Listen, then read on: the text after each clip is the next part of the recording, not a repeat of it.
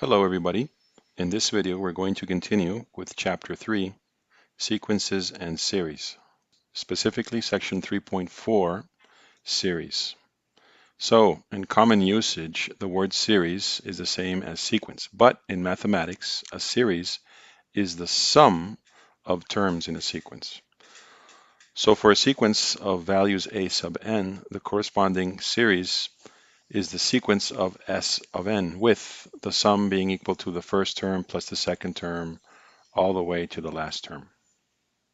So if the terms are an arithmetic sequence, then the sum is an arithmetic series. Now let's talk about sigma notation. Most of the series we consider in mathematics are infinite series.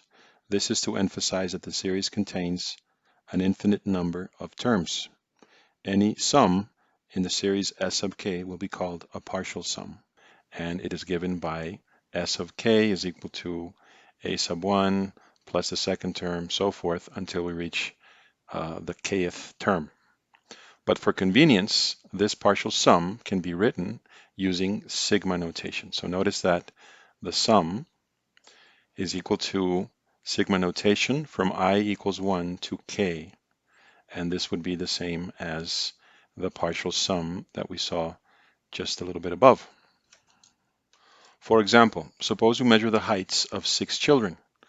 We will denote their heights by x1, x2, x3, x4, x5, and x6. So the sum of their heights would be x1 plus x2 plus x3, etc. But it is written more neatly using the sigma notation. So this would be the sum from I equals 1 to 6 of x sub I.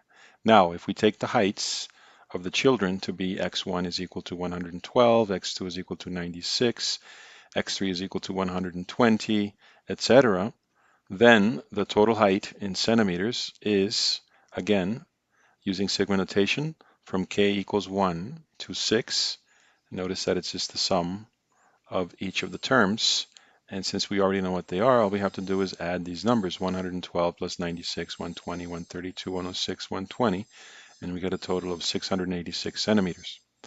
Notice that we used k instead of I in the formula above. The I is what we call a dummy variable, so any letter can be used. So notice that these two are equivalent. We can use k equals 1 or I equals 1 with x sub k and x sub I. So now we're going to do example 3.17, which says, write each series in full. So for A, we have the sum from I equals 1 to 5 of I to the 4. So this is simply going to be 1 to the 4 plus 2 to the 4 plus 3 to the 4 plus 4 to the 4 plus 5 to the 4. And we just leave it like that because all they're asking us to do is to write each series in full, not to solve it, right? So for B, we have sigma, so sum from R equals 3 to 7 of 3 to the R. So that means that we start at 3, so that would be 3 to the 3 plus 3 to the 4 plus 3 to the 5 plus 3 to the 6 plus 3 to the 7. Again, we don't solve it, we just leave it like that. And then for C, it says the partial sum from J equals 1 to n of x sub j times p of x sub j. So here we don't have a specific formula. That means that all we have to do really is just plug in the values. So we would say x1 times p of x1 plus x2 times p of x2 plus, and this just continues indefinitely until it reaches the nth term. So we would write the last term as x sub n times p of x sub n.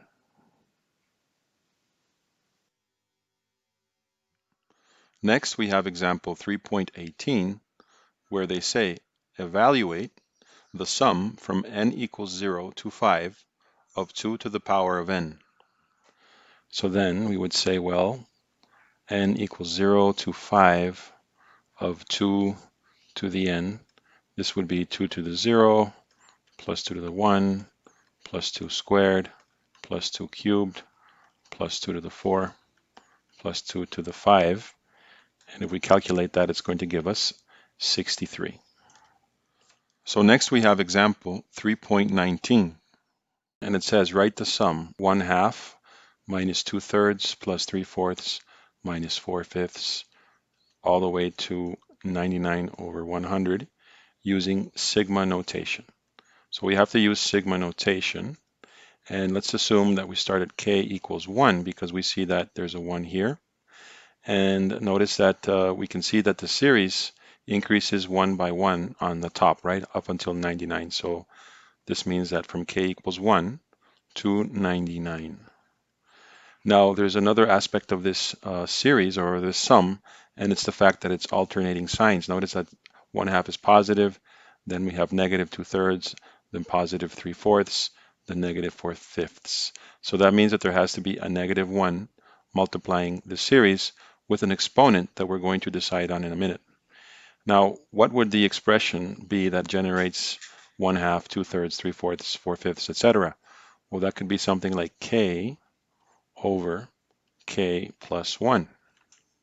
So how about the exponent? Well, if we start with k, let's see if we do that. If we put a k here, it wouldn't work, and you'll see why in a second, because if we put k, for the first term, we would have negative 1, but the first term is positive, so we can use here k plus 1. And this should be the series using sigma notation. Okay, so next let's take a look at some properties of sigma notation. There are a number of useful results we can obtain when we use sigma notation. So number 1, for example, suppose we have a sum of constant terms. So notice that there's no variable here. It just says the sum from 1 to 5 of 2. So that just means adding 2 5 times. But that's the same as saying 5 times 2, which is 10. In general, if we sum a constant n times, then we can write it as n times k. So n is going to be the number of times we would be summing it, and k is the constant, so obviously this would be n times k. Now suppose we have, for number 2, the sum of a constant multiplied by I, for example, from 1 to 5, 5i. So that would be 5 times 1 plus 5 times 2 plus 5 times 3 plus 5 times 4 plus 5 times 5. But we can rewrite that as 5 times 1 plus 2 plus 3 plus 4 plus 5, right, if we factor out the 5, which is 75. But that is the same as saying 5 times sigma from 1 to 5 of I. So in general, we can say that if we have a constant multiplying I, it's the same as multiplying the constant times the I sum, as we can see here.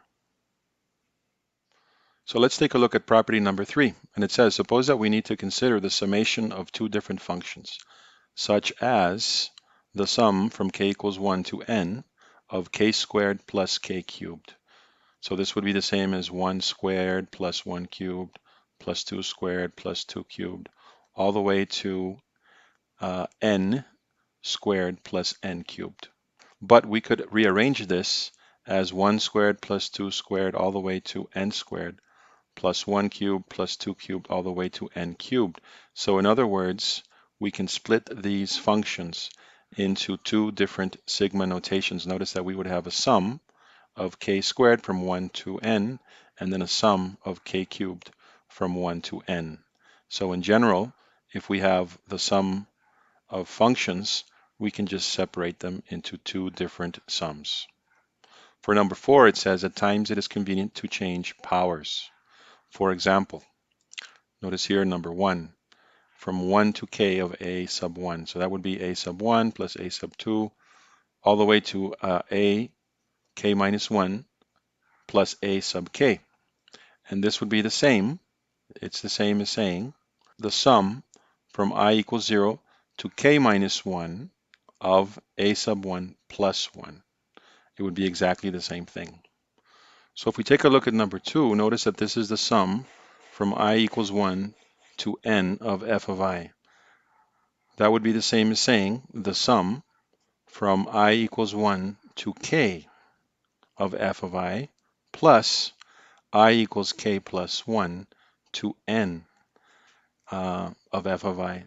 And notice that we could rearrange it as the sum of I equals k plus 1 to n is equal to the sum from I equals 1 to n of f of I minus the sum from I equals 1 to k of f of I.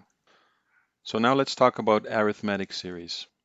In arithmetic series, we're concerned with adding the terms of arithmetic sequences. It is very helpful to be able to find an easy expression for the partial sums of such a series. For example, find the partial sum for the first 50 terms of the series 3 plus 8 plus 13 plus 18, etc. Now, if we want to add those 50 terms, it would be a very long and tedious process, but we can do a trick. Notice, we know that the sum of the 50 terms is going to be 3 plus 8 plus 13 all the way to 248.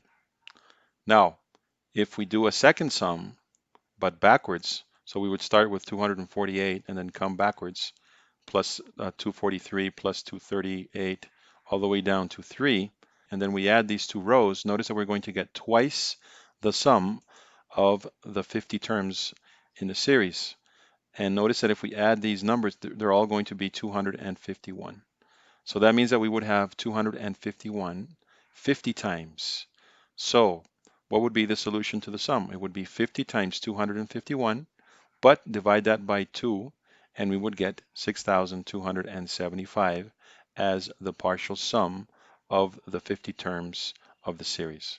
Now, this reasoning can be extended to any arithmetic series in order to develop a general formula for the nth partial sum of S sub n. So now we're going to generalize. Notice that the partial sum is equal to the first term plus the first term plus the common difference, plus the first term plus 2 times the common difference, and so forth, all the way to the end where it's the first term plus n minus 1 times the common difference. Now let's do the same, but backwards. We start with the last term. So a sub n plus a sub n minus d. So now what we're doing is that we're subtracting the common difference from the last term. And then a sub n minus 2d, and so forth until we get to a sub n minus n minus 1 times d. So what happens if we add these two rows? We're going to get that twice the sum. And notice that from here we get this, right? a1 plus an. And then this is going to cancel out. So we're going to get a1 plus an. This will cancel out. So we get again a1 plus an, and so forth, because in the last sum, this also cancels out. So what happens? That means that this repeats n times, right? Because there are n terms. So that means that we can reduce the expression above to this. 2 times the total partial sum is equal to n times a1 plus an.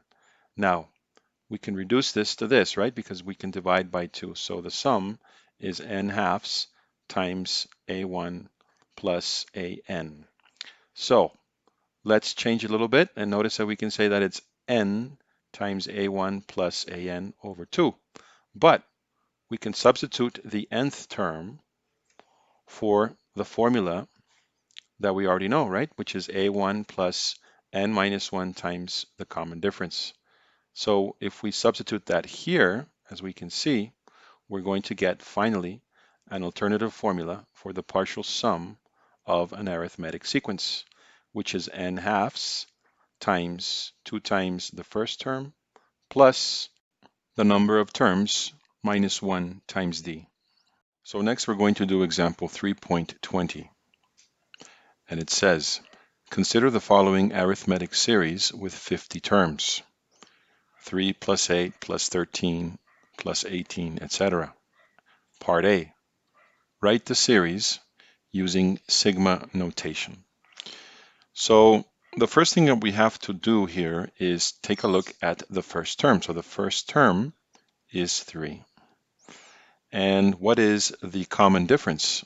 Notice that the common difference is 5, because 3 plus 5 is 8, 8 plus 5 is 13, and 13 plus 5 is 18, and so forth. So we know that the nth term is going to be equal to, as the formula says, the first term plus the number of terms minus 1 times the common difference. So in this case, the nth term is going to equal the first term, which is 3, plus n minus 1 times the common difference of 5. So if we expand this, it's going to give us 3 plus 5n minus 5, and then this is going to equal 5n minus 2. So now we're ready to write the series using sigma notation, because the sum of the first 50 terms is going to equal, and we use sigma notation, from n equals 1 to 50 of 5n minus 2. Part B says, find the partial sum for the first 50 terms. So let's recall that the formula for the sum of n terms is going to be n divided by 2 times 2 times the first term, and this plus n minus 1 times the common difference.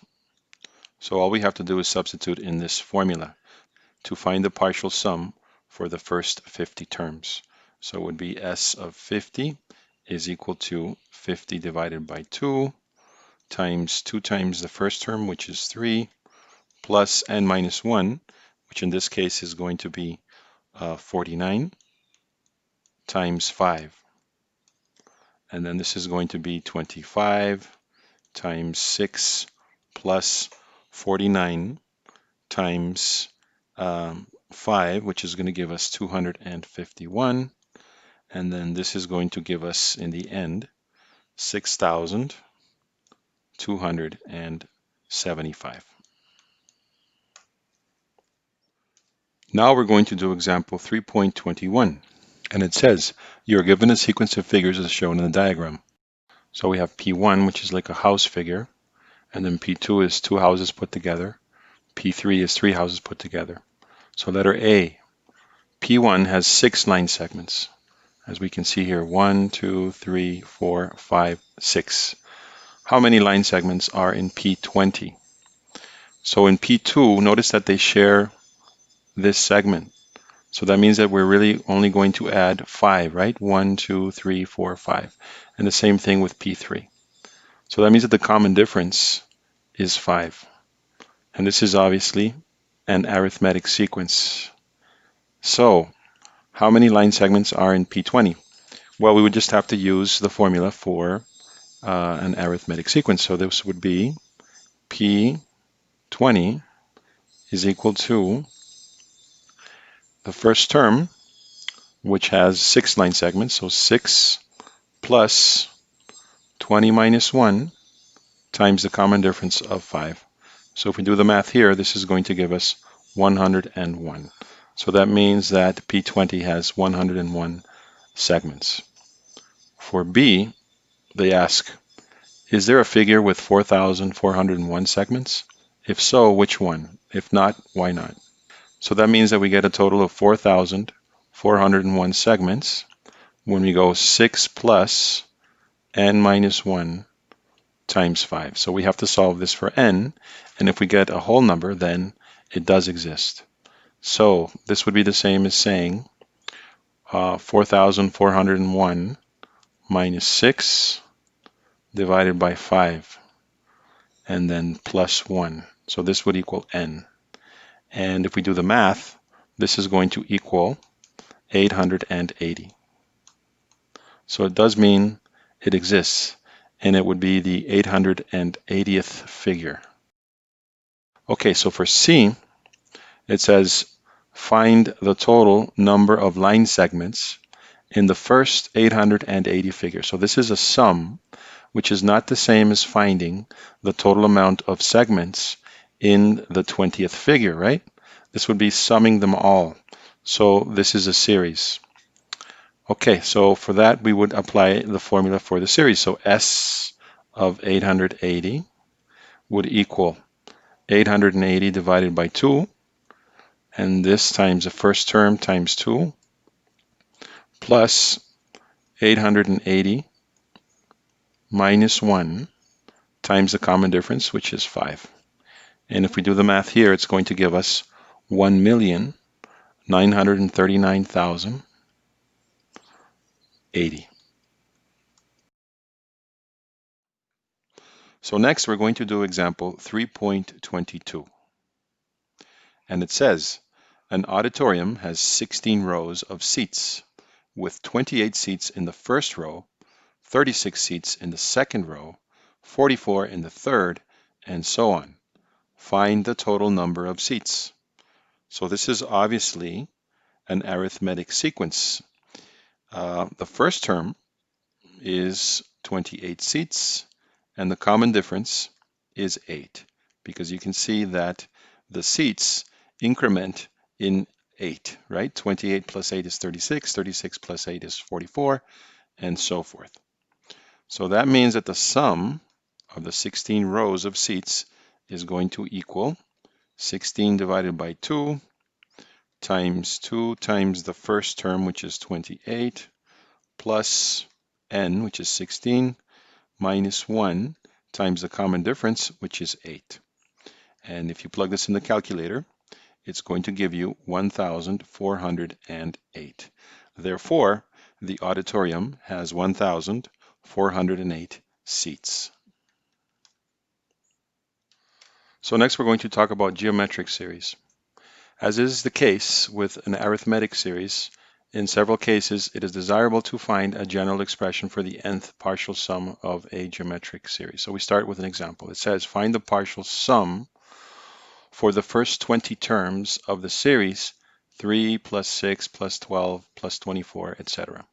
So this is obviously a geometric series where the common ratio is equal to 2. So the common ratio is equal to 2, right? 3 times 2 is 6, 6 times 2 is 12, 12 times 2 is 24, etc.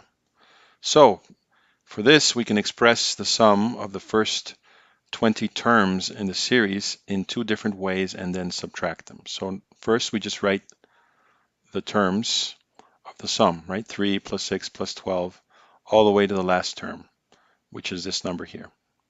Now, what if we do 2 times? Now, this is the ratio, right? 2 times the first one. Well, we would get the second term first, right? 6, because 2 times 3 is 6. Then we would get 12. And we get the same ones repeated except for the last one, which would be 2 times the last term. Now we subtract them. If we subtract these two rows, right, this row and this row, we're going to get minus the sum of S20 is going to equal 3, because 3 minus 0 is 3. And then 0 minus this would be negative 3,145,728. So if we subtract this, we're going to get negative 3,145,725, but because we have a negative sign here, then this is positive. So this would be the total sum. Now we're going to use this reasoning and extend it to any geometric series in order to develop a formula for the nth partial sum. So notice that here we have this expressed in general terms. So the sum of the series would be A1 plus A2 plus A3 all the way to A sub n minus 1 plus A sub n, the last term. Now, if we grab the ratio, the common ratio, and multiply it by the first series, we're going to get R times A1 plus R times A2 plus R times A3, and so forth. But notice that R times A1 is simply the second term. R times A2 is the third term, and so forth. So we're going to get this, right? We're going to get the term before the last one, the last term, and one extra term. So now what happens if we subtract these two? Well, notice that this is going to cancel out with this will cancel out with this will cancel out with this, and this will cancel out with this. So we would only be left with the first term and the last term in the second series. So notice that this is the same as saying S sub n minus R times S sub n, as we see here. And then we get the first term minus the ratio times the last term. So if we rearrange this, notice that we have a common factor here. S sub n times 1 minus R is equal to the first term minus the ratio times the last term. So if we rearrange it, we get this, right? We get this. Of course, R cannot equal 1, otherwise it would be undefined. we can substitute this expression, a sub n, so r times a sub n, we can substitute a sub n for the definition of the nth term of a geometric sequence. So notice that we have substituted that here. The nth term in a geometric sequence is the first term times the common ratio to the power of the index minus 1. So notice that we can rewrite this as a sub 1 minus, and notice that if we have r times r to the power of n minus 1, this is simply going to be equal to r to the n, because this is like having a 1, and if we add the exponents, we end up with r to the n. So this is the same as a sub 1 minus a sub 1 r to the n. And then we take out a common factor, and we finally arrive to the formula for the sum of n terms in a geometric sequence. So now we continue with example 3.23. And it says, consider the partial sum for the first 20 terms of this series, 3 plus 6 plus 12 plus 24, etc. Letter A, write the partial sum in sigma notation. So notice that this is a geometric series because we can see that the common ratio is 2, right? 3 times 2 is 6, 6 times 2 is 12, and then 12 times 2 is 24, etc. So we have that the common ratio is 2. We also have the first term, and the first term is 3. So from this, we know that the nth term of this geometric sequence is going to be 3 times 2 to the power of n minus 1. From this, we can now write the sum in sigma notation. So the sum would be from n equals 1, and because they want the first 20 terms, so 220, of 3 times 2 to the power of n minus 1. For part B, they ask us to find that sum. So that means that we need to use the formula for a partial sum. And let's remember that that formula is S sub n is equal to the first term times 1 minus the common ratio to the power of n, which is the number of terms, and this divided by 1 minus the common ratio. So in this case, it's going to be 20 terms. So it's going to be the first term, which is 3, times 1 minus 2 to the power of n, which in this case is 20. And this divided by 1 minus 2. So we plug this into the calculator, and we're going to get 3,145,725. Okay, so next we're going to work on example 3.24. And it says, a ball has elasticity such that it bounces up 80% of its previous height. Find the total vertical distance, so that's heights, traveled down and up by this ball when it is dropped from a height of 3 meters and after it bounces for the 10th time. Ignore friction and air resistance.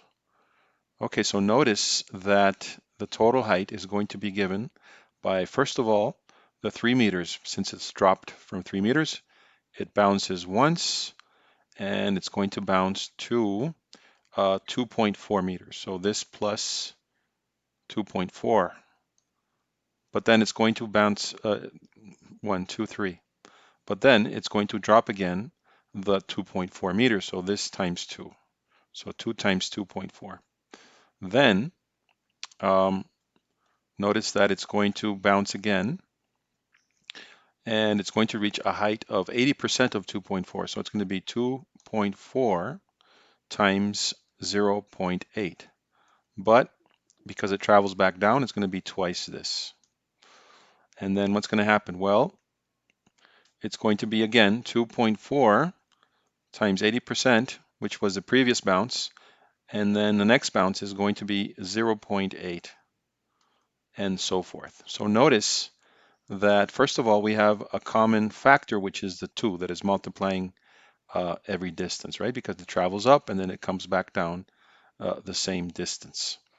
Well, not this 2, but this one here. Okay, so look, what do we do next? Well, let's factor out the 2. And notice that we're going to get something like this. So it's going to be 3 plus 2 times 2.4 plus 2.4 times 0.8 plus 2.4 times 0.8 squared, etc., right? The next one would be cubed. So notice that this part inside the parentheses is a geometric series where we have a common ratio. The common ratio is 0.8. And we also see that the first term is going to be 2.4. So now we can find the value of this geometric series. So it would be 10 terms. And the first term is 2.4. So 2.4 times 1 minus the common ratio, which is 0.8 to the power of n, which is 10 in this case. And then this divided by 1 minus 0.8. So if we plug this into the calculator, we're going to get 11.463. So we're ready to find the total height because it's going to be the 3 meters from the initial throw plus 2 times this geometric series. So 2 times 11.463. And this is going to give us a total of 25.93 meters. So next we're going to look at applications of series to compound interest calculations, and we'll start with annuities. An annuity is a sequence of equal periodic payments. If you're saving money by depositing the same amount at the end of each compounding period, the annuity is called an ordinary annuity. Using geometric series, you can calculate the future value of this annuity, which is the amount of money you have after making the last payment. So let's say you invest 1,000 euros at the end of each year for 10 years at a fixed annual interest rate of 6%, as shown in table 3.3. So you start in year 10 with 1,000, the next year you deposit another 1,000, and here you get the future value. So notice that in general, we could say that the future value is going to equal 1,000 for the first year, plus 1,000 times 1 plus 0.06, which is 6%. And then this process repeats because next year it's going to be 1,000 again, but this time times 1 plus 0.06 squared, and then so forth, right? Until we get to 1,000 times 1 plus 0.06 to the power of 9. 1,000 is the first term, so this is the first term. So we could find the partial sum by applying the formula. Then we know that the future value of the investment is going to be first term 1,000 times 1 minus the common ratio, which in this case is 1 plus 0.06 to the power of the amount of terms. So in this case we have 10 terms, right? Because we have to consider this as the first term. And this divided by 1 minus the rate, right? So 1 minus 1 plus 0.06.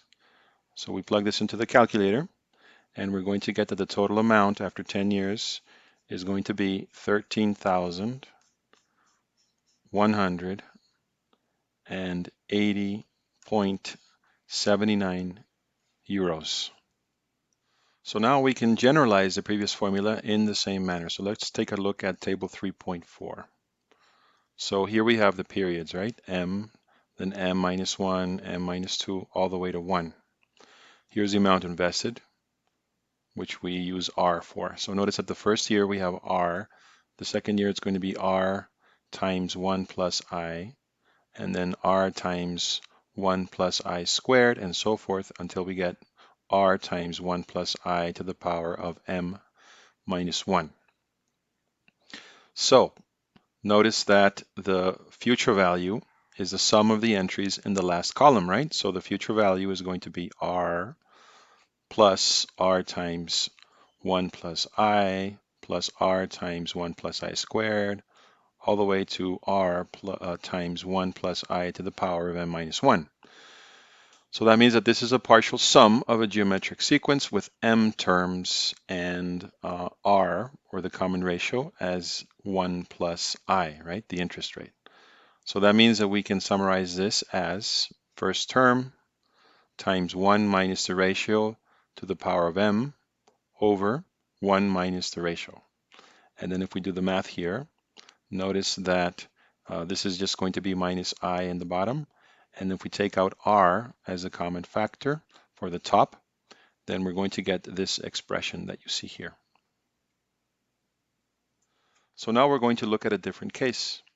If the payment is made at the beginning of the period rather than at the end, then the annuity is called an annuity due, and the future value after M periods will be slightly different. So previously we were doing ordinary annuity where you make the deposit at the end of the period. So notice that the main difference here is that you're going to pick up an interest at the end of the first year. So in the first period you deposit R, right? But you're going to get a future value of R times 1 plus I. Then the next year you're going to get this, the following year you get this, the next year you get this, and so forth. So that means that the final value is going to change a little bit because the first term of the sequence is not going to be R by itself, but R times 1 plus I. And then we always reach the value, in this case, of R times 1 plus I to the power of M, and not M minus 1 as happened previously. So this is still a partial sum of a geometric series with M terms, right? So the first term is going to be R times 1 plus I, right? That was the first term. The common ratio is still 1 plus I, as we can see here. So the geometric series sum is going to be R times 1 plus I times 1 minus the common ratio to the power of M. And this over 1 minus 1 plus I. So notice that in the denominator we get minus I. And then here we can simplify this a little bit. Notice that we have 1 plus I minus 1 plus I to the power of M plus I. But notice that we can rearrange this by separating this and getting minus 1, right? Because if we do I over negative I, that's minus 1. So this formula is partially different because, again, of the fact that the deposit or payment is made at the beginning of the period. So for the first period, you do get interest. So notice that here we're testing the same formula, and this parenthesis is wrong. This parenthesis should be here, not here. So notice that here we're doing the same deposit of 1,000, but at the end of the period, you're going to get slightly more, obviously, right? Because you have that interest of the first year. So instead of 13,180 point something, then in this case, you would get 13,971.64 euros. So next we have example 3.25. And it says, in order to save enough funds for her college education, Sophia's parents set up an annuity where they deposit 100 euros at the end of every month in an account which pays 6% annual interest. They started this the year she was born. How much money will be in the account on her 18th birthday? Okay, so for this we need the monthly interest rate. So the monthly interest rate is going to be equal to 6% divided by 12. So that's going to be 0.06 divided by 12, and this is 0.008. And we know that the final value is going to be R times 1 plus the interest rate, and this to the power of m, which is the periods, minus 1, and all of this over I. So all we have to do is plug the information into the formula. So R is what they deposit monthly. So it would be 100 times 1 plus 0.005, and this to the power of 12 because it's 12 times a year, times 18 because it's 18 years. So this minus 1 over 0.005. So plug this into the calculator and it's going to equal 38,735.32 euros. Okay, but I'm going to show you how to do this on a GDC. Okay, so we're going to go to apps, and normally you're going to have more applications under the apps menu, but the one we need is precisely finance. So we go into finance and we go into the first application under finance, which is TVM Solver. Okay, so notice that the first variable that appears is n, and n represents the number of periods. So remember that this is 12 months times 18 years, so 12 times 18. The interest rate in this case, and here we plug in the annual interest rate as 6%, so just plug in 6. The previous value, or the starting value, is going to be 0, right? Because it's when Sophia is born. Next, we have the PMT. The PMT is the monthly payments.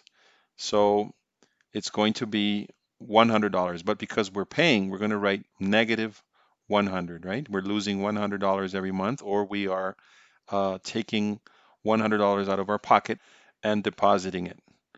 The final value is what we want to find out, so we'll leave it at 0 for now.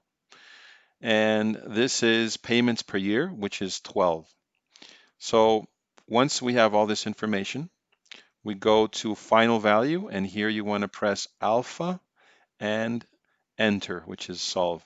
And notice that we get the same number that we had before, 38,735.32 if we round it.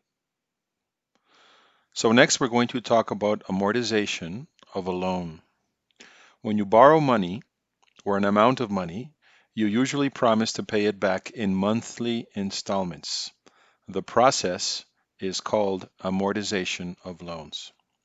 In this process, you need to know the periodic interest rate I, the number of periods N, and the amount of the loan to be paid P. The periodic payment R, required to pay the loan back on time, is given by the following formula. So this is the formula. And the good thing is, or the good news is that we can use the GDC if we want to calculate this, but we're going to do it both ways, manually and using a GDC. So now we're going to do example 3.26, which will be the last one on this video. And it says, you borrow 1,000 euros at an interest rate of 8% and promise to pay it back within 6 months with monthly payments. Find the monthly payment required and set up a table showing the progress of the payment. Okay, so like we said before, the periodic payment R is going to equal the interest rate times the amount to be paid divided by 1 minus parenthesis 1 plus the interest rate to the power of minus n, where n is the number of payments. In this case, 6, right? So this is going to be then, for this case, the interest rate is 8%. But remember that you have to divide that by 12 because it's a monthly payment. And 8%, although it doesn't say here, but this is 8% a year, right? It will not be 8% a month unless you borrow from the mob. So this would be 0.08 divided by 12. And this times 1,000, which is the amount to be paid, divided by 1 minus 1 plus the interest rate again, 0.08 divided by 12, and this to the power of minus 6. So plug all this into the calculator, and it's going to give you 170.58 euros. Okay, but now we're going to do this on the GDC. So again, we go to Apps, Finance, and TVM Solver. So in this case, it's going to be a total of 6 payments. So we have to type in 6 for n equals. The interest rate is 8%. So 8%. The previous value is going to be 1,000. So negative 1,000 because we owe 1,000. The payment is what we need to find out. So let's just type 0 there for now. The final value is going to be 0 because we want to cancel the debt. And then the payments per year stay normal at 12. So now all we have to do is scroll up to the payment and go alpha and enter for solve. And there we are. Notice that we get the same amount, 170.58 if we round to 2 decimals. Okay, so next we're going to use Excel to set up a table showing the progress of the payment. So notice that first here we have a column that says period, and that corresponds to the 6 months it will take to pay off the loan. The balance, which has an initial balance of 1,000 euros. Next, we have the interest. Now, the interest has to be paid as long as you owe money.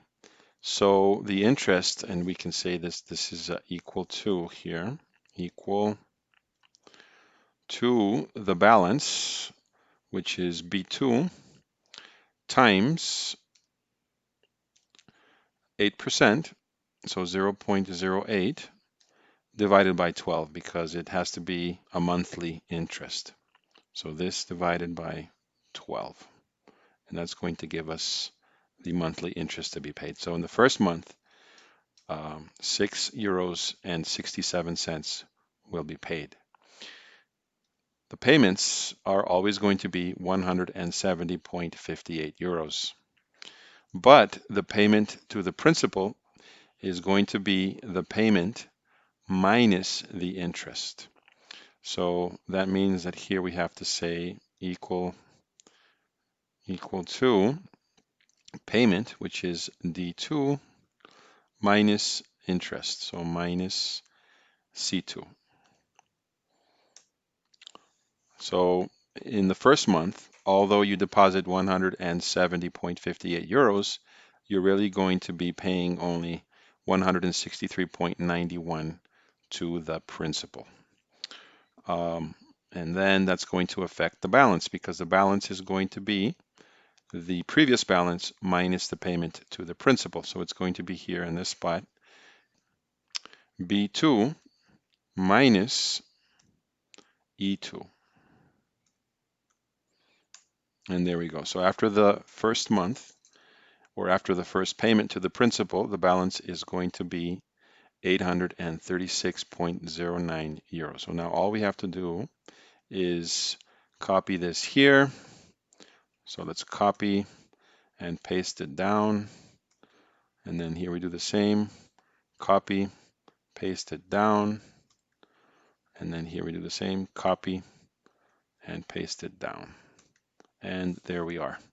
So notice that the balance starts at 1,000 euros and then it decreases until it reaches 169.43 euros, which is easily covered by the last payment to the principal, $169.45.